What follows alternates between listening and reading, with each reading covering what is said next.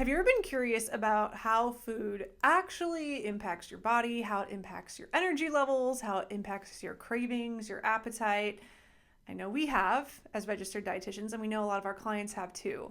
And that's why today we are talking about a hot and trendy, but really relevant new piece of equipment that anybody can use to understand their body and their nutrition better. Continuous glucose monitors, or CGMs. These are things that have been on the market for a while, but just recently you can get them without a prescription. So previously it was only for diagnosis of diabetes or sometimes pre-diabetes, but now anybody can get them. I want to know how that even happened because not that long ago, I remember I was talking to a nurse practitioner who was also a client, I want to say in March, and you couldn't get them in March. Maybe it was a little bit before then. But she really wanted one, and we were bending over backwards trying to find her prescription. So this is new. Yeah, and I've had a lot of clients over the years who are in that pre-diabetes zone. So, and what we mean when we say that, let me back up a little bit, is when your A1C, when you get your blood sugar taken, and that A1C number is a measurement of your blood sugar over the past 3 months. When that starts to creep up and we get into that pre-diabetes level, I'm really interested in what your blood sugar is doing on a day-to-day basis. And what this continuous glucose monitor does, instead of pricking your finger and telling you what your blood sugar is at that very moment, this tells you what your blood sugar is consistently and constantly. So before the meal, during the meal, after the meal, overnight, for 2 weeks straight. Hence the continuous, which is really cool. Actually, I have a lot of people who are surprised they don't have to do a finger prick. Mm-hmm. I'm like, no, you literally just prick the back of your arm one time, and then you can leave it there for 2 weeks. And the ones we have at our office, which is really cool. So we're dietitians. If you haven't heard of us before, we have an in-person clinic in Orlando, and we have them in office. And this is Stello. If you're watching on video, I have one here. And it comes with 2 glucose monitors, and it lasts you about 30 days. Yeah, so it's just a little tab. So it's about this big if you're watching on video. It goes on the back of your arm. You've probably seen people out and about with these on there. There's a little patch that goes over top of it. Maybe you thought it was a nicotine patch. It kind of looks similar to that. But it doesn't hurt. The needle is smaller than a hair, the diameter of a hair. You don't really feel it once it's in there. You put it in once, it stays in for about 2 weeks, and then if you want to use the next one in the pack right after that, you can to do a continuous month, or you can take a break for a week and then put it in. And it connects to an app, and then the app gives you all of the data. You can put in what you eat. So whenever we have our clients use a continuous glucose monitor, many times they're already using some kind of food journal, whether it's MyFitnessPal or Macro Factor or 8 app. And in the Stello app, I usually want people to stop using whatever other one that they're using and just put their food in a Stello. That way they're not tracking in like 3 different places. Right. But then we can see, oh, okay, if you had, let's just say, a handful of nuts and a cheese stick at 1 p.m., but then you had 4 cookies at 5 p.m., okay, we could see the changes in your blood sugar. Yeah, and why this is important is because what they've found with using these continuous glucose monitors and in the studies that have been done is that people have individual responses to certain foods. So you could be a hyper responder to oatmeal. Mm-hmm. You could be a hyper responder to bananas. You could be a hyper responder to cake. And I may not be to any of those things. And so generally what we think of as like healthy carbohydrates or good combinations, like yes, we can give those recommendations pretty broadly across the board, but this gets into the nitty-gritty details, especially if you're trying to avoid something like high insulin levels or pre-diabetes or even weight loss. Oh, I think it's huge for weight loss. Actually, I have a client right now who she has a history of polycystic ovary syndrome. So if you don't know about polycystic ovary syndrome or PCOS, there are multiple different types of PCOS, and they all have different phenotypes, meaning how they show up in a person. Someone with PCOS in certain phenotypes are more prone to having insulin resistance. It's one of the hallmark signs. And so if they're not sure about their PCOS diagnosis, or maybe they got a PCOS diagnosis, but they're not really sure where they fall into this camp, using a continuous glucose monitor can help us decide, do they need to follow a lower carb diet, moderate carb diet, or can carbs just kind of fit I mean, I would never, usually I don't put a lot of people on a high carb diet unless they're also an athlete, to be honest. But unless you're a marathoner. Unless you're a marathoner, yeah, or really, really active, or a breastfeeding mom, or something like that. In which case, I would say don't even use a CGM if you're breastfeeding. Oh, no. That would drive me crazy. Definitely not. But anyway, it was really cool for her because what she noticed is she would have this insane nighttime hunger. I mean, all these different things. We would eat these healthy, balanced meals during the day, but then at night she was really, really hungry. And so what we did using the continuous glucose monitor is we ran a trial and we experimented with different carbohydrate intakes at her last meal because we found that when she eats really low carb, she would still crave sugar and junk food at night. When she ate higher carb, those cravings were still there, but we found her sweet spot when dinner had enough protein and healthy fat and between 20 and she said 35 grams of carbs. I would say she even had wiggle room up to 40 grams of carbs. No nighttime hunger if everything else was the same. Yeah, isn't that great that you can get that in depth with it with something like this? Like, yeah, you would never be able to do that if we didn't have this. No, monitor. You would never be able to figure that out because that could be totally different for another PCOS patient. And then I'm just thinking about PCOS in general, but you could think about this with diabetes, prediabetes, weight loss, GLP-1s, whatever it is. You'll see advice online that says like you can only eat this many carbs during the day. But that is so broad and it's not specific. And there are way more things we could do and to personalize the carbs you're eating, the dosing, the frequency, the time. And this data is really cool because it just makes it all real. Yeah. Before we were just using clues and stabbing in the dark, trialing something. This just expedites the process. Well, I have a really good one specific to a client who was using a continuous glucose monitor that we never really would have known this had she not been wearing one. So she was not pre-diabetic or anything like that, but was trying to lose weight. And she noticed that, so for her whole life, she wasn't a breakfast eater. She was just coffee in the morning, and then her first meal would be like noon. And she told me at our first meeting, like, this isn't really something that I'm interested in changing. I think it helps me to eat less during the day, and, okay, fine. So she started wearing the continuous glucose monitor, and she noticed that her glucose control was much tighter during the day if she ate something with protein at like 8 a.m.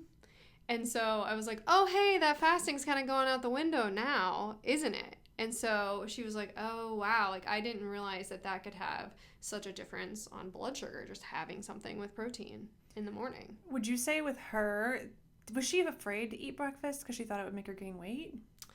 She just didn't think she needed to. She wasn't hungry in the morning. She would drink her coffee, and then obviously the coffee makes the hunger go away. And the first time she would be hungry during the day would be around noon. And so she thought that was...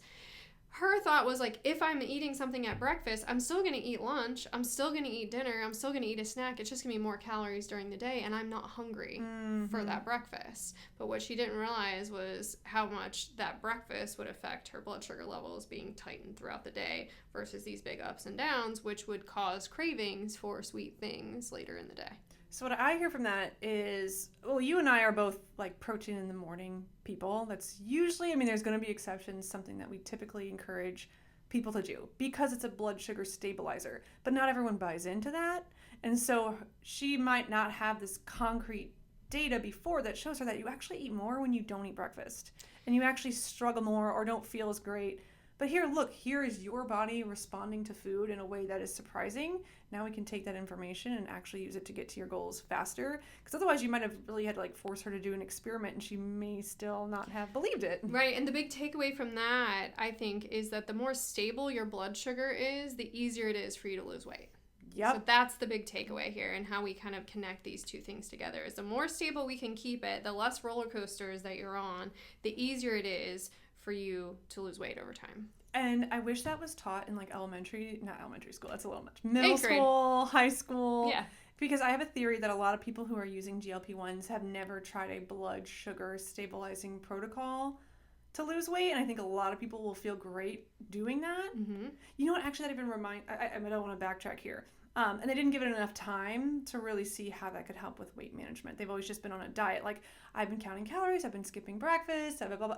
It doesn't work for me. I have food noise. It's like, hey, maybe the food noise is not something psychologically wrong with your brain or your body. It's just a response to inadequate fueling and a blood sugar spike and crash. Mm-hmm. And I will die on that hill. Obviously, there are people with exceptions, and we've seen that in our practice. We've talked about that on the podcast before.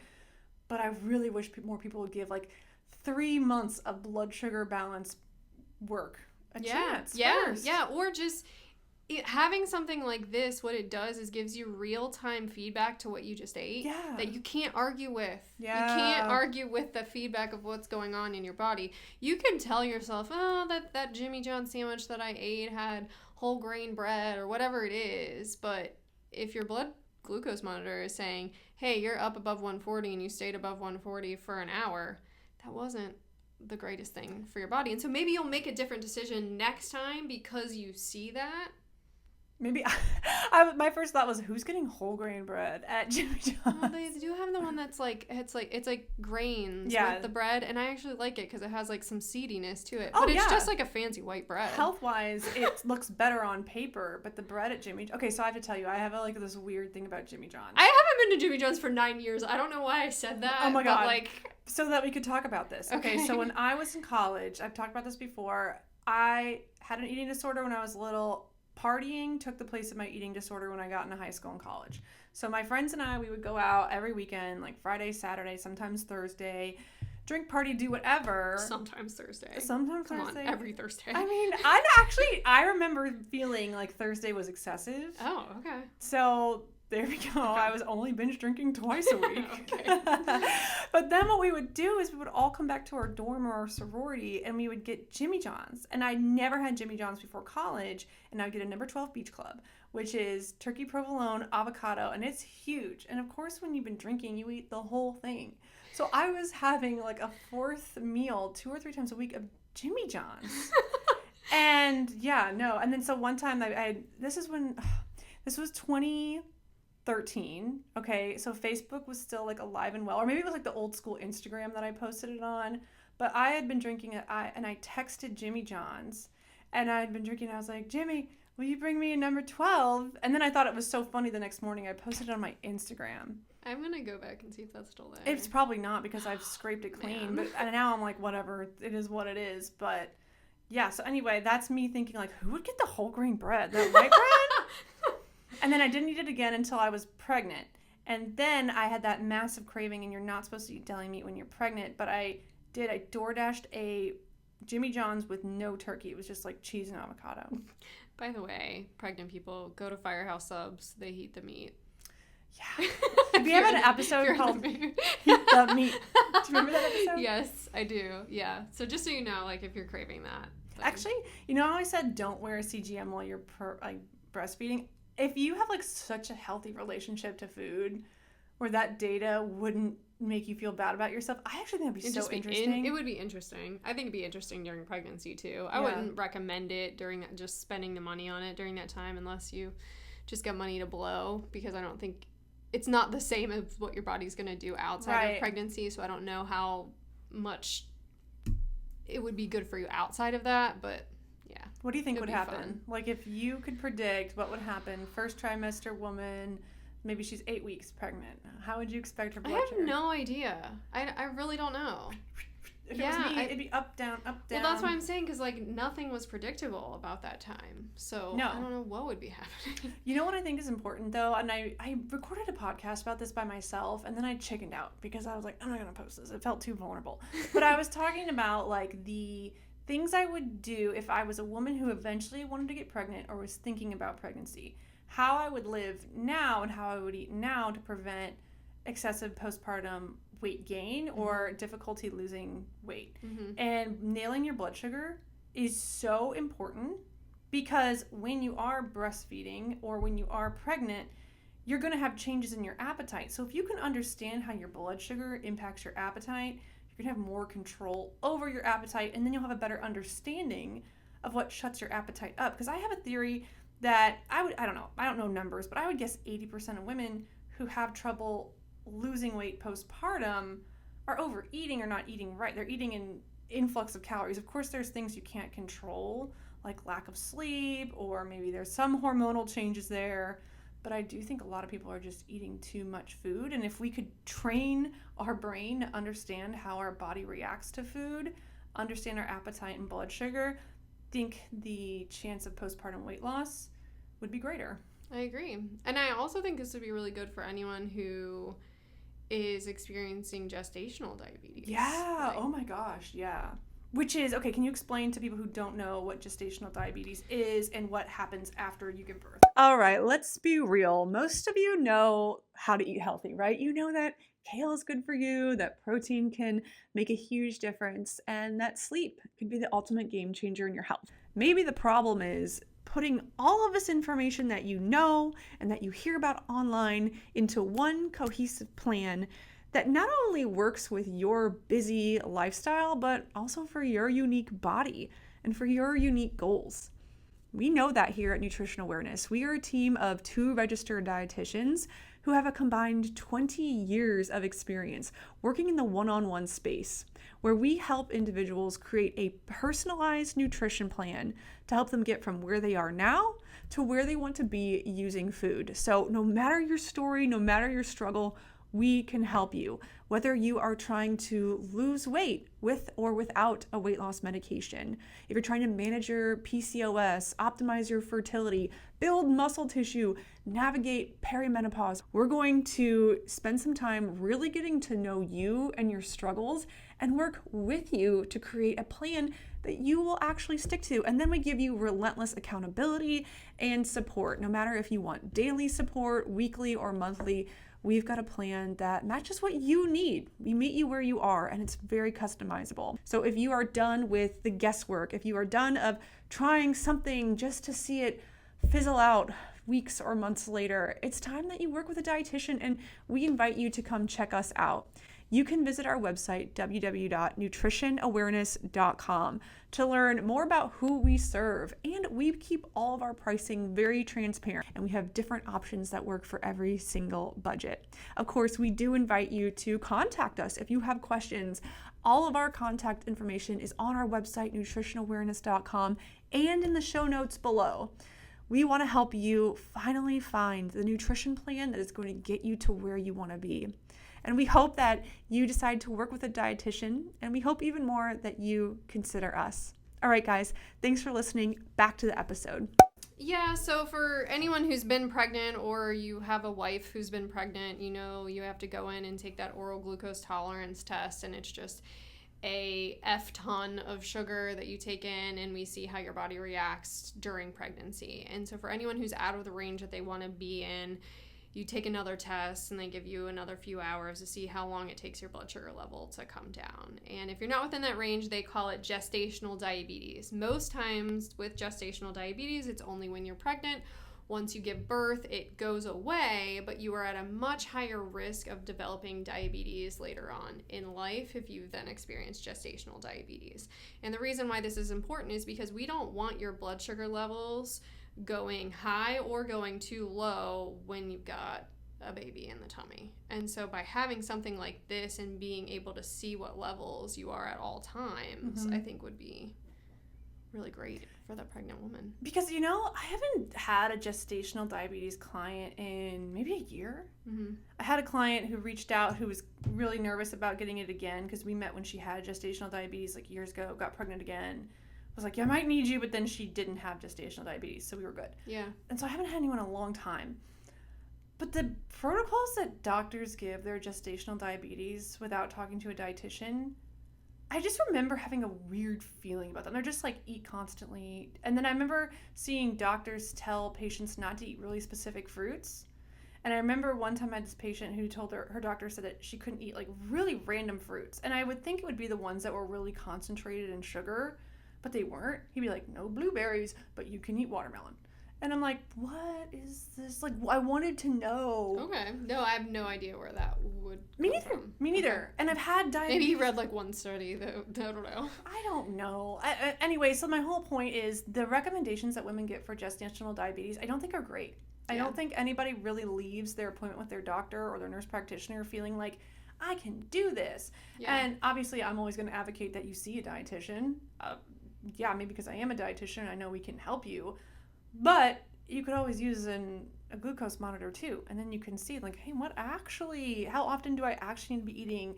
which foods are causing more spikes because it is such a vulnerable time. And I do think this gets us closer to that individualized nutrition Yeah. than we've ever been. Yeah, and that's kind of our stick. So Then what works for one person isn't necessarily going to work for everybody. right, exactly. And this gives us insight to exactly what's happening in your body specifically.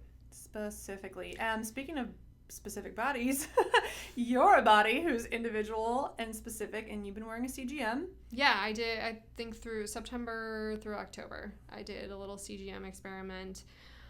One thing that is sad to me, because I don't want to do it, and I don't do it unless I'm forced, that I found is that adding in a protein shake really tightened my blood sugar control. What time of day? Didn't really matter, but I would typically do it anywhere between like 8 a.m. to noon. I would try to finish it. So like I would still eat breakfast, so, like not replace my breakfast. But if I added in 20 grams of protein from whey protein, whether it was like the BiPro clear liquid protein that you can just mix with water, or like an actual protein shake, which I would then add like berries and stuff like that to it. It didn't really matter, but as long as I was adding about 20 grams of protein to my day, those days. So the days that weren't looked more like hills and valleys, and the days that I did that protein shake, they were so much tighter. I have so many questions. Okay, can I just like rapid fire questions? Yeah. Do you know how many grams of protein were at your normal breakfast before the protein shake? Oh, high. Yeah. I mean, I usually do eggs. Sometimes there's like a turkey sausage with it. Like I would say 15. I would guess. Yeah. Definitely not like in the 20s to 30 range. Did you ever experiment with a 20 to 30 range pre-breakfast and see if there was a difference? I mean, that's a lot of food to eat. I wouldn't. Mm-mm. Okay. No, because it would just be forcing. Yeah. I'd be forcing food in at that point. Did you ever, okay, so that's good to know. Did you ever try like a Greek yogurt or cottage cheese or something other than the protein shake to give you about 20 grams of protein? No, because I'm not hungry. You're not hungry. I would just be shoving food in my face. So the only way that I could get that extra protein is if I just did it through liquid. Because it's literally like I'm eating breakfast and then maybe I'm working out or taking Liam to school or something and then coming to work, and that's when I would make the shake to bring it to work. And I'm not hungry again until lunch. So like if I ate another meal in there, then I wouldn't eat lunch until later. Okay. Did you ever experiment with that? What do you mean? Like eating another micro snack and then pushing lunch back? I don't believe in eating when you're not hungry. Yeah. So no. Yeah. I'm thinking of what listeners would ask. That's kind of all the questions I had, because I'm thinking about myself here, and I'm thinking, okay, well, actually, I want to think of like clients first, because how many clients do you have that are putting protein powder in their coffee? Not as many lately. But I guess like what I will say is that I think naturally when I eat, I probably get somewhere between 70 to 90 grams of protein in a day, just naturally.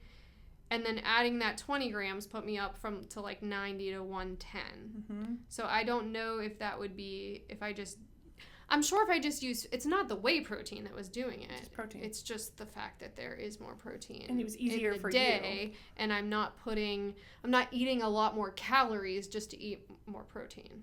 So if I'm a listener, I'm thinking I extract like a few things from this. Number one is you don't have to force feed protein, because the narrative online is 30 grams of protein at breakfast. Non-negotiable. I can't do it. Well, if you did it, you might have to negotiate something else. Like you might have to extract the yolk from the egg and just eat egg whites, which is not as satisfying. Or you'd have to take away the fruit, or if you're doing toast. To make room for 30 grams of protein, you'd have to leave something else, and that's not great either. You also don't want to like eat food, because it's too much food. You're not hungry, so you can easily drink it. So as a listener, if I were a listener, that would make me feel good, because some people feel like they should feel guilty about protein drinks. They overthink protein drinks. They think they should only use one if they're lifting weights 5 days a week, or if they're actively trying to build muscle, which not everyone is trying to do. Yeah. So you're using it more as like a dose of something that will prevent cravings. But since I haven't been wearing one, I don't do it anymore. Because it's like, because I don't want it. I don't want it. Like, it's not something where I'm like, oh, I can't wait to drink this protein drink. And now that I'm not seeing what the numbers are doing, I'm like, I don't really care. Yeah. Okay. So... I only did it because I wanted to see what it did, and it did work, because that is a narrative that you hear, and I don't know if there's enough evidence to prove it, and maybe it's on an individual basis. Maybe that wouldn't happen for everybody. Yeah. but it did happen for me, which is why the reason I say it's unfortunate is because I don't really want to do it. Do you have a snack in the afternoon? Most days I'll eat something, like, something at, like, that 3-4 o'clock zone to hold me over till dinner around 6. Yeah. Okay, so what I'm hearing is, for you, if you were to stabilize blood sugar, which I'm guessing, I mean, I just know you. I don't think your eating was, like, out of control either way.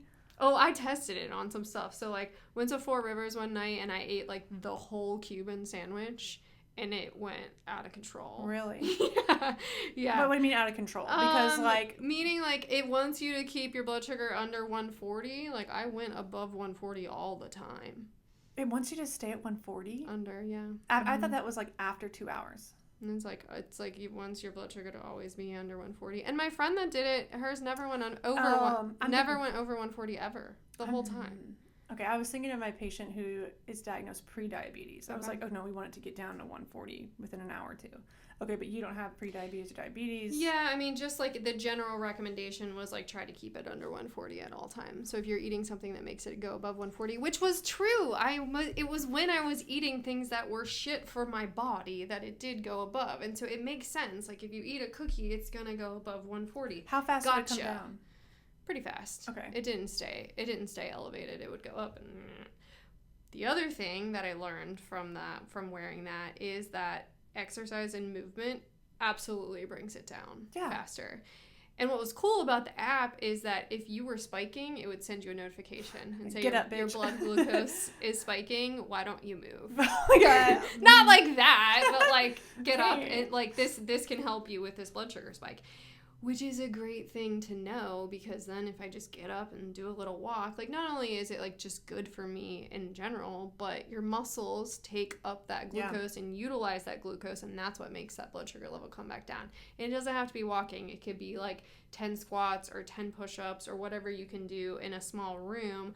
Whatever that movement is that is going to utilize your muscles, that muscle is going to utilize the glucose, and that's going to bring the blood sugar level down. There's an old study that shows if you're trying to lower your blood sugar, walk 10 minutes after every meal. And it's great advice, but like you're saying, if you don't have the app there being like, hey, yeah, no, I wouldn't have remembered. I wouldn't have thought about it. Yeah. Or like maybe sometimes it was a meal that I didn't really think would spike it. And it was like, hey, you're spiking right now. Oh, okay. Like, let me go for a little walk. Mm-hmm. Apples. Every time. If I ate an apple by itself. Well, that's like a lot of fruit. I know. Every time. It went above 140, and I was like, man. Okay, what I tell people is true. You do have to have it with peanut butter. Never eat a naked fruit. I know. And I know it, and I know that it's true, and I tell people that all the time, but yeah, sometimes I just wanted an apple. So, I mean, yeah, right? I mean, the Honeycrisp apples right now are to die for. My toddler... non-stop, just begging. Mm-hmm. First thing he does when he wakes up is run out of the fridge and he either wants applesauce or a whole apple, and God forbid I eat an apple and not share it with him. Yeah. He's so tiny, he tries to like bite in the big apple. It's so cute. But I would take that and be like, okay, that doesn't mean I'm never going to eat an apple by itself. No. Never. No. But I'm going to do it wisely. Like if it's an hour before dinner, okay, yeah, I'm going to eat an apple because I'm going to eat a whole meal first. I'm not going to like be at risk for binging on cookies before dinner. Like that's just not really what I would do. But if I was like trying to stay full through like a 2-hour lunch meeting, probably don't want to just eat an apple because 30 minutes in you're going to have a spike and crash. The crash is going to make you want to eat whatever is available. You might feel hangry or cranky. So it's just kind of like validating. Were there any other foods that surprised you either in how you responded? Okay, what? The RX oat bar. Okay, but you have to say that they were the oat bars, right? Yes, not the regular RX bar. The RX oat, which is like a new version of the RX bar. It's concentrated with honey. To be fair, I just saw RX and I bought it. I did not look at the ingredients when I bought it. I was just like, oh, a new RX bar. This has to be good. No, they're owned by, are they owned by General Mills or Kellogg's or something now? Oh, so you know. Really? That's like when PepsiCo bought Siete, everyone was like, no. And Kind, they're all, you have to look at all that stuff now. Anyways, so I ate that and my blood sugar looked worse than when I ate half of a Gideon's cookie. Yeah. Wow. Yeah, and I don't know if it was like what I was doing that day or what, but yeah, it was like as bad as a chocolate chip cookie. And so I was like, yeah, I'm not gonna eat these anymore. They're delicious. Yeah. But it's my blood sugar is like I'm eating a cookie. Those are reserved for marathon runners. Exactly. If it's got oats and honey and basically oats and honey. Yeah, and I'm sitting at my desk. I don't need to eat that. I don't need that much fuel. Hey, speaking of RX bars, I made a terrible mistake with another one. Okay, so if you're listening, there are every kind bar, an RX bar, like they all have their different varieties. The RX bar also has one that's labeled high protein. Oh. Okay, so I grabbed it at Target, like, on a whim. Okay. Ate it, and I was like, first of all, this is disgusting. Did you just add a bunch of pea protein to it? It wasn't even pea protein. Actually, I can't remember what kind of protein it was in it. But it was really gross. The texture was not it. And then I was like, what? It was chock full of sugar anyway, which gratefully I didn't like the texture of it, but it was like 12 grams of added sugar. And I was like, why? Yeah. And so, anyway, you have to be a really smart consumer. I want to see who they're owned by. This one was RX high protein, but yeah, see who they're by. While you do that, I want to think about who I wouldn't recommend a CGM for. Oh, is it Kellogg's? Kellogg's, yeah. Kellanova. Yeah, so these companies, they start off amazing as like individually owned companies, and we get behind them, and then they get bought by these big companies, and people like us know the name, and we trust the name, and then you get products like this. You know what I wish was still around? The oat mega bars. Me too. I loved those so much. They taste amazing. I was going through my old photos and I was putting together a blog. There's a new blog on the Orlando Dietitian website. The bars. Did I not tell you? No. I wrote the bars I recommend for anyone who's focusing on fertility. Oh. So I was very picky about ingredients. I did see that. I posted Instagram and a blog. Okay. So anyway, I was looking through old photos and seeing if I had any, and then I saw a picture of an oat mega bar. They were the best. They are so good. But anyway, not to bring that up. But let's talk about who you wouldn't recommend a CGM for. Before we do that, I want to mention this one other client that I had, this story before I forget. So she is pre-diabetic and was really trying to tighten up her blood glucose because she wanted her A1C to look a lot better the next time she went to the doctor. And what she noticed is she would have mornings where her blood sugar would be super high. And she's like, I haven't eaten anything today. I don't understand why I get up and some days my blood sugar level is high. Like, what's the thing? And she's not a big meat eater, and she realized on her nights where she was eating vegetarian, the next morning her blood sugar level was a lot higher. And so going back to protein, like she had to make sure she was getting at least 20 grams of protein at night for her dinner meal to make sure that her blood sugar level was within range in the morning. Okay, 2 questions. How old is she? 52. Okay, so I definitely feel like that happens even harder for women who are like over 40, for sure. Also, I had another question. Okay, something about vegetarian. Oh, did she feel any better eating more animal protein? Did she feel a difference or feel worse? No, I don't think she noticed. Like, it's just not. She doesn't feel great about it from a moral standpoint. She's very into like where her meat is coming from and like she doesn't really want to eat a lot of animal products, so it doesn't come naturally to her to eat something with animal later in the day, especially.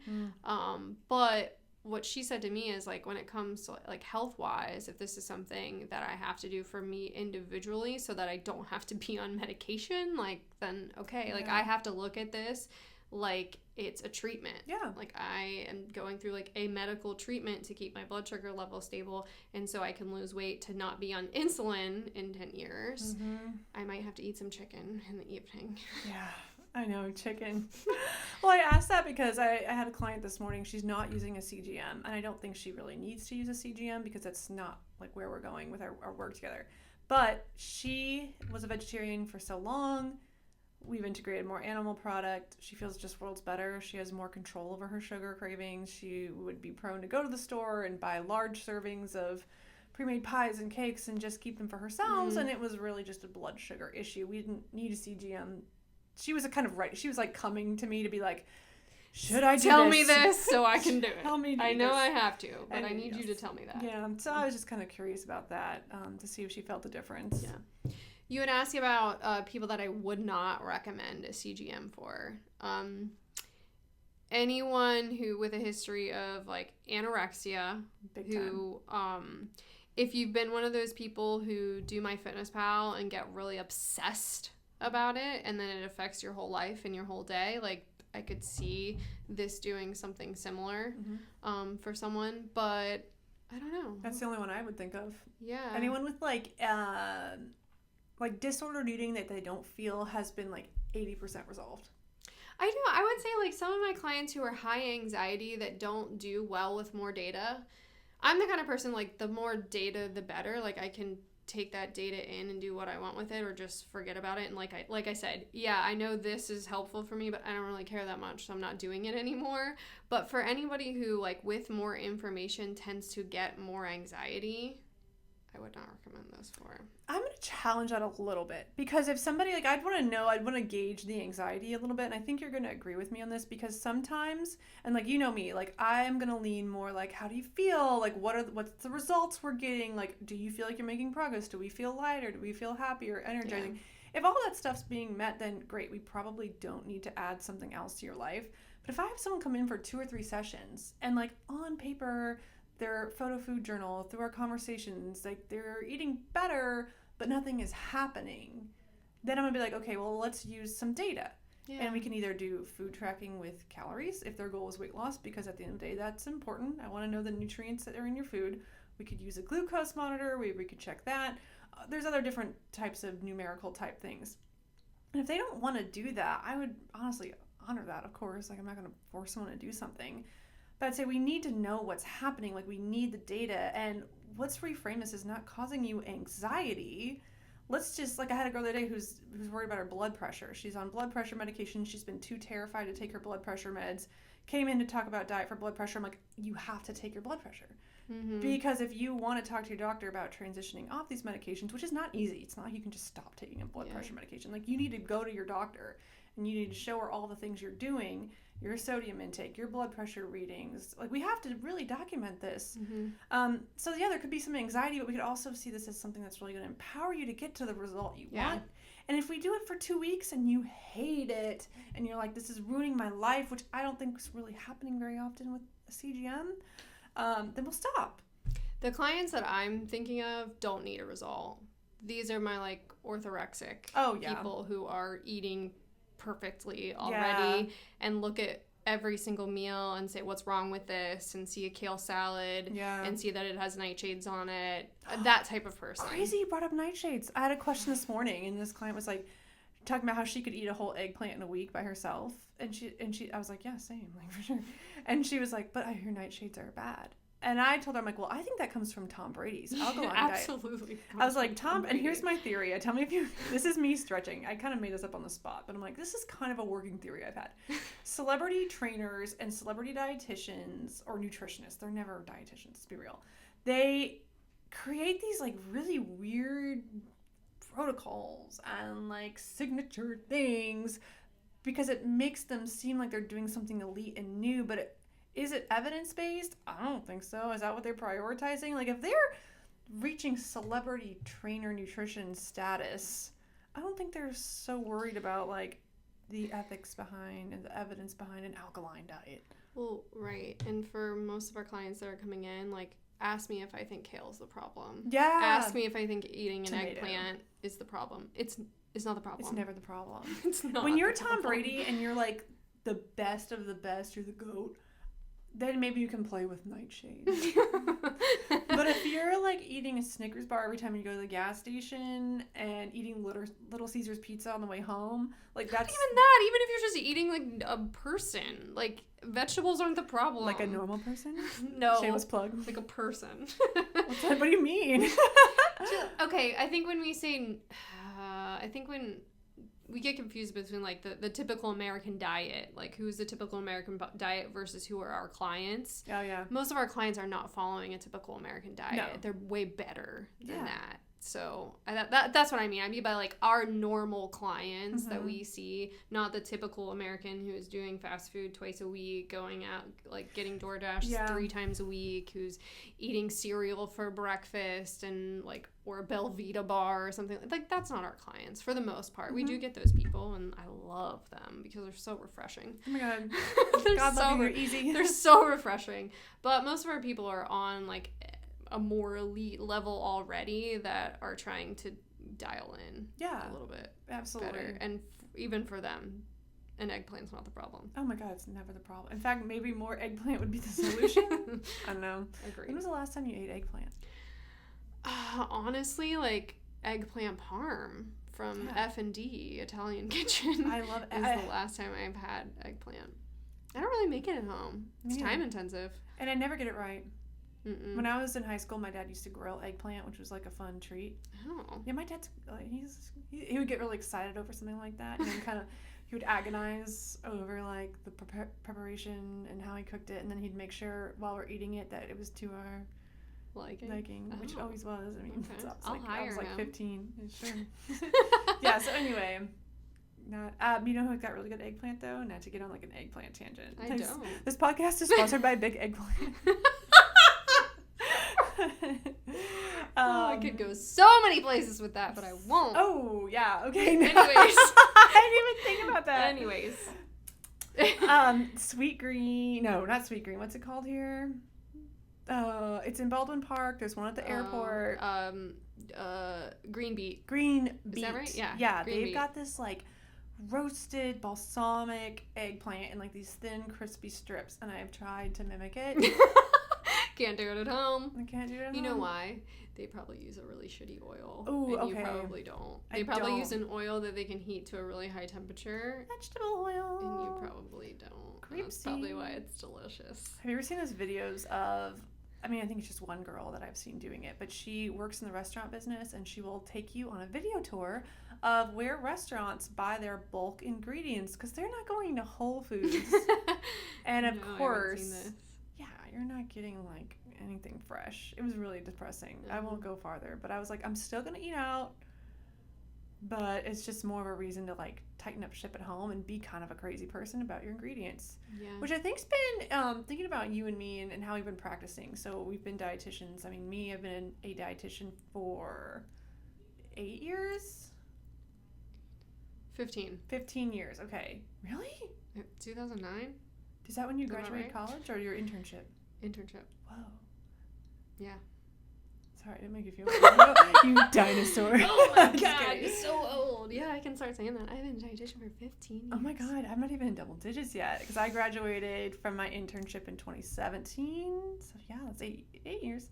Our combined experience of over 20 years. What was I talking about? Oh, one of the things we've really like been talking about in our practice with clients online is ingredient quality, and we're not like associating with a political affiliation or anything like that with that movement, because those things overlap. But like what's in our food is really annoying. It's just really annoying to see all this stuff in our food. I could not find a good whipped cream for a client. A client asked me, she was like, hey, is this okay? And I looked at it, and it was like a bunch of pretty scary stuff in there, and I was like, I bet we can find a better one that's just like cream and vanilla and sugar. No, not even the almond or coconut ones. No, the coconut one had all the other stuff in it too. Could not find one. And what about the Soy Delicious? Looked at that one. Nope, had all the stuff in it too. And what I realized is like, because whipped cream, if you're gonna make it like just heavy cream and you whip the air into it, so of course it needs a stabilizing agent if it's gonna sit on the shelf for 3 weeks to stay whipped. So like, because we're not gonna make our own whipped cream every time we want whipped cream, but like there's a price to pay for that, and that price is a stabilizer, and many different stabilizers at that. There's another price.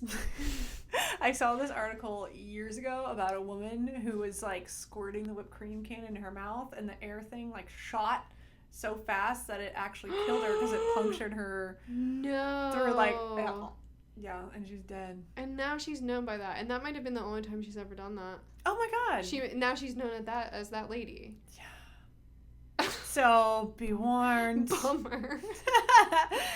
Yeah, big whipped cream now is going to The best one I found was the Target one. It was like whatever their brand was, had like the least amount of egregious ingredients. But how often are you eating whipped cream anyway? Like, well, that's the thing. so what she was doing though was at night she was adding it to like she was doing kind of like a yogurty parfait situation with like berries and then like the whipped cream on top, and that was like her end of the day like happy dessert. And I was like, you know what?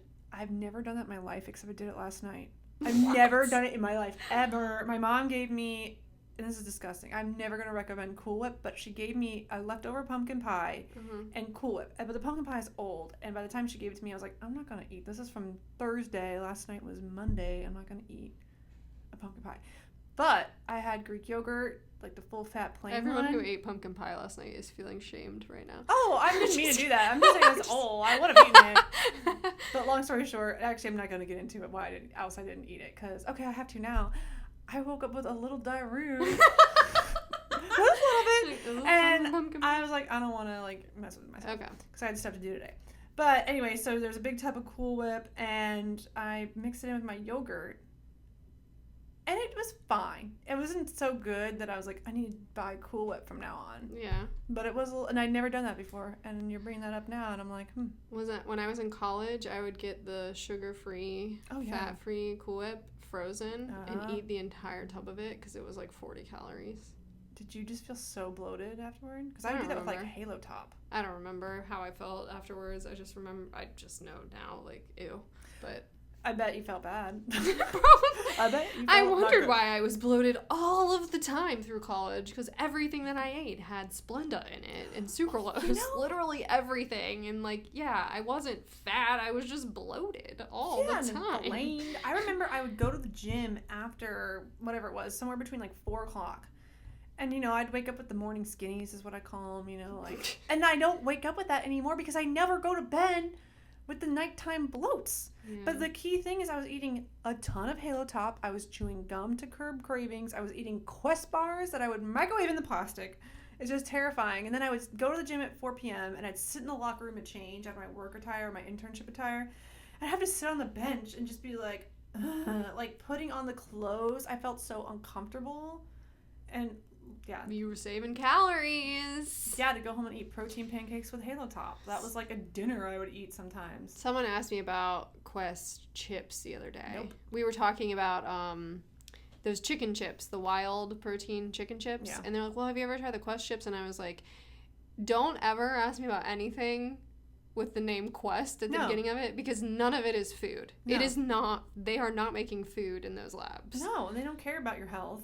They just care about their marketing. And I think the owners of Quest, it's like a husband and wife, like they're like personal development moguls. I bet they sold out. Let's see who they're owned by now. Dun dun dun. Quest. Well, here you can trust that the dietitians here at Nutrition Awareness. Oh. Meta? MetaQuest. Meta Quest Nutrition Protein Bars was acquired by the Simply Good Foods company. IT Management. No, that's a different one. Simply Good Foods. What else is in Simply Good Foods? Our brands. A portfolio of products. It's Simply Good. Okay. Atkins. Atkins, Quest, Owen. Okay, we like them. The OWYN. I like them. For now. Dun, dun, For now. No loyalty here. Oh, also, you know what I wanted to bring up that I forgot because we moved on? When we were talking about adding in that 20 grams of protein, like from a protein shake, my caveat to that is if you're doing that through those like ready-to-drink shakes, the Premier Proteins, I don't know that that's worth it. No. I think you're more at a detriment by drinking those than you are a benefit of getting the protein. Here's what you should do.